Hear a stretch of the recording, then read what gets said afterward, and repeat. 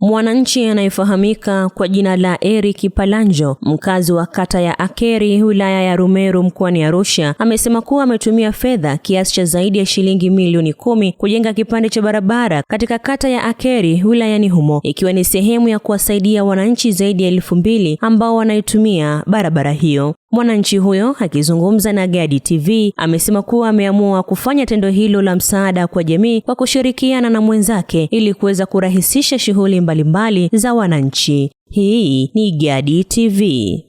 Mimi ni mmoja wa wadau katika jamii na jitolea kwenye vitu mbalimbali, na hii barabara imekuwa ni barabara tangu nizaliwe nina miaka 41, naweza nikasema ni barabara ya karne. Na ni barabara ambayo imetokea kabla ya uhuru wa Tanzania na imekuwa ikiwa na changamoto nyingi mbalimbali kama kuanguka kwa magari, kuumia kwa watu, na hasa kuna siku nilipita nikakuta mama mmoja alikuwa anaenda hospitali na akashindwa kwenda hospitali kwa sababu ya changamoto au mlima, na kujikuta amejifungulia hapa na kutokuweza kupata huduma ambayo ni sahihi. Niliumia sana na nilijitahidi na tulifanya jitihada zote tukamfikisha hospitali, ingawa ilionyesha kuwa imekuwa ni kitu kama hatari. Angekaa baada ya dakika 5 angeweza kupoteza maisha eza ya mtoto ama ya kwake. Kwa hiyo imeniwia mimi na kukaa chini na mkurugenzi wa Duluth Green Foundation na kumuomba nguvu kazi ambayo ninashirikiana naye kupitia kampuni yangu ya Mazengo Furniture, na tukajumuika na mkurugenzi wa Duluth Green Foundation ili kuondoa changamoto iliyokaa ambayo ni ya vizazi toka na vizazi, na tumeweza kuifanya kwa asilimia kubwa, ambao kama unavyojionea barabara yetu kwanza imekuwa ya kiwango tena kikubwa. Tujatumia engineer yote, engineer tumekuwa ni sisi, na tumeweza kuifanya katika ubora hata wa zaidi ya engineer kama unavyojionea.